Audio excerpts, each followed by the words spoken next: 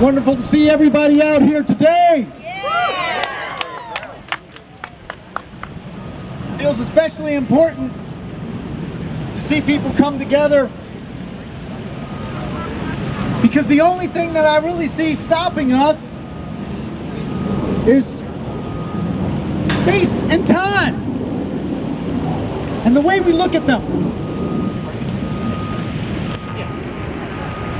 I think a lot about how we look at the world as I ride my bike around town. The other day I was at Jefferson Lab and I saw these newspapers scattered all over the ground, maybe 100 of them. And we look at that and we see trash. These biodegrade in about a month. We might also call this trash, but it's transparent and we don't see it on the ground right next to the newspapers. But this will still be around when your grandchildren's grandchildren's grandchildren's grandchildren's grandchildren are long dead and forgotten. And this is not just a plastic top.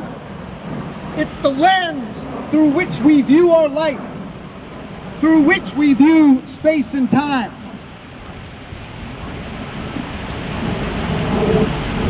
And when I put that lens away, I look out here and see people. I don't see Hampton Road citizens or Newport Newsians or Hamptonians. I see the world here. Because whatever you wear, whatever you eat, is part of you. And most of that does not come from this area. You have Thailand in your body. You have India in your body. You have the Pacific Ocean in your body. Right here, right now. Those particles are with you. And right here, right now, this is with you.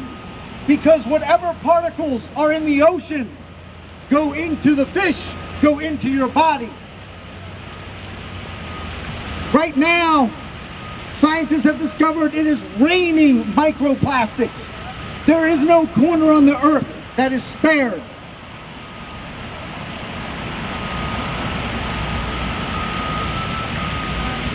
The good news is that we have the whole world here today. Because we are all connected. And all we need to do is connect those dots.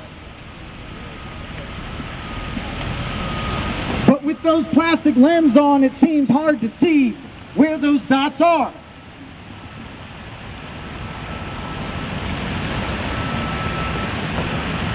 We lose track not only of the world around us, but our own needs. And sometimes when we read the newspaper, we can get so depressed, feeling like there's so much power out there that we can't do anything. Feeling hopeless, not knowing what to do, where to start. Because we don't even see our own needs.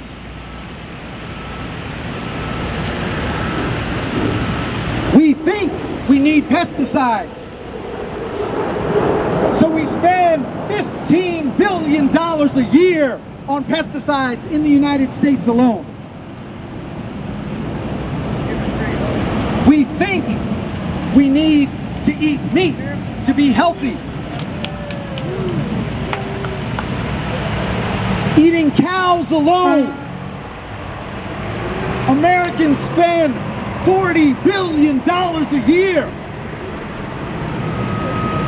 And I know many people who have spent zero through decades. Meat is a climate issue.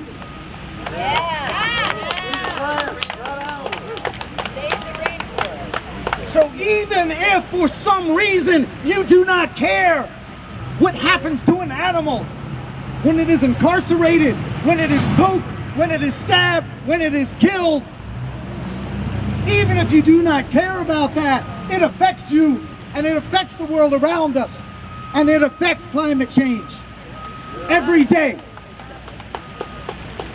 We think we need to protect ourselves with nuclear weapons. That's another more than $40 billion a year to endanger every single person on this planet. $40 billion a year. What would you do with that if you could choose? There you go.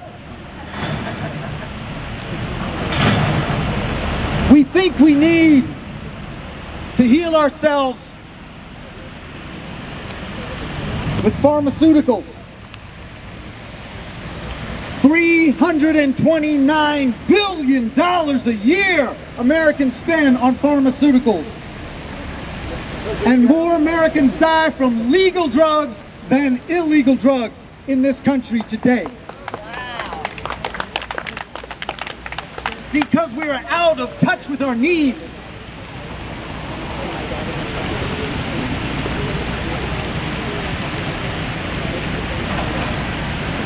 One of the things that hinders us, along with this clear plastic, this lens didn't come from nowhere. This lens has a history. It has a history of classism, a history of racism, a history of sexism. And I'm just going to give a little example close to home, in particular, about how race affects us here and now. We think we live in one city. But why are we here at city center when the city center was downtown? Shipyard area down. Why? Because if you look at downtown 23607, it is like going to another country in terms of access to medical care, in terms of access to food, in terms of the amount of air pollution you will be subjected to, in terms of poverty levels, incarceration rate, obesity, access to fiber optics. All of that is like night and day when you go from 23607 to 23606.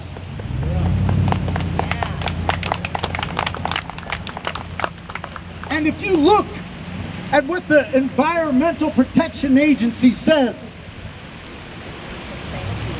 they say if you are a child, or if you are an elderly, or if you have heart or lung condition, or if you are disadvantaged socioeconomically, in other words, most of the people in this country,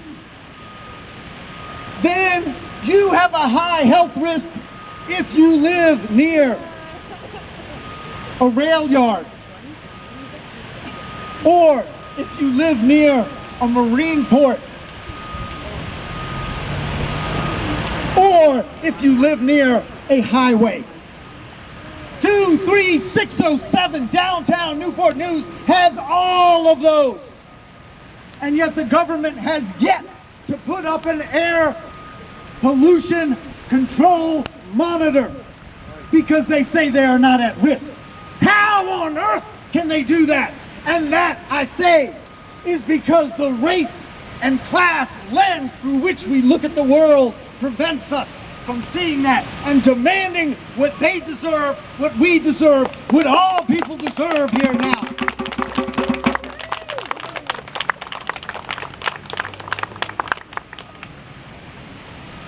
So I end with a little story, another one, my bike riding adventures that happened today. So as I was biking over in this direction earlier today, a man across the street waved to me. I turned around. I didn't know what he wanted. He said, "Assalamu alaikum." I said, "Wa alaikum assalam." He didn't ask me for anything. He wanted to give me something. He put a cigarette in my hand. I said, no thank you, I appreciate the thought, but we're right here next to these cars driving right by us, pumping out pollution into our lungs. I don't need any more, but I appreciate the thought. He said, oh no, this tobacco, they didn't put any nicotine in it. It's grown naturally. He says it clears the lungs. It's healthy for the body to smoke this.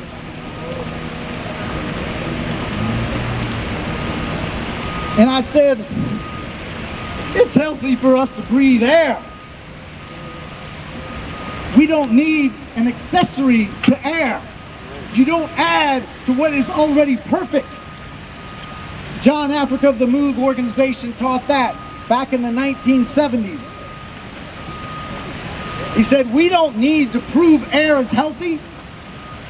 If you are insane enough to believe that pollution is healthy, you've got to substantiate that. So all of the corporations downtown, they don't need to be telling us to prove that people's asthma or kidney disease downtown is caused by the air pollution, because we know it is not healthy. They need to substantiate that it's healthy if they're going to put it in the air. Amen.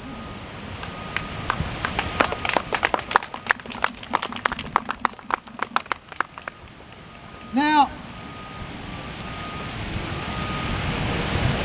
as he listened, he apparently was unfolding that cigarette that he gave me.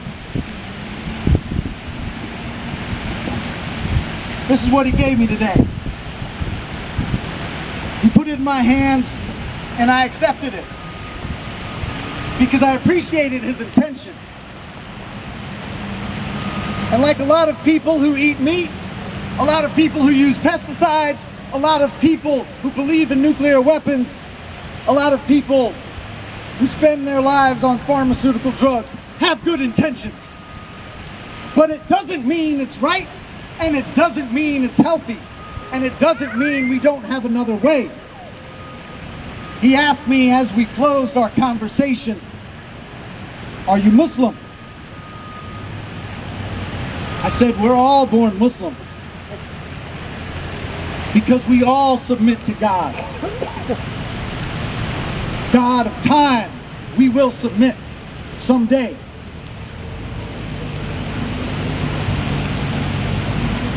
We will submit to the God of air. We will submit to the God of soil. We will submit to the God of oceans.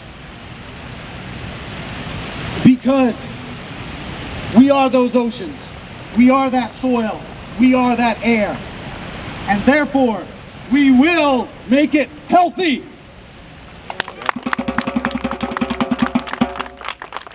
Thank you very much for your attention. Thank you, Anthony. Appreciate it. Joanne, do you want to try that?